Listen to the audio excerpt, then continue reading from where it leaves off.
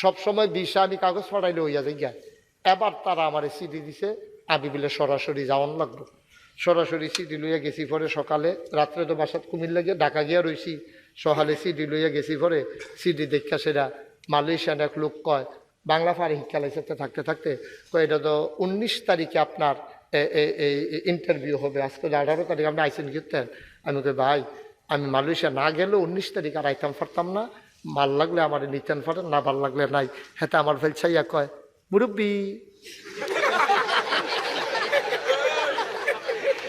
আমি বুঝ জ্বালাইছি চিন্না লাইছি। তো আমার ভিতরে তা ভিতরে নিয়ে আসে, আমি গেলাম আমরা কি তা ভিতরে আনছো?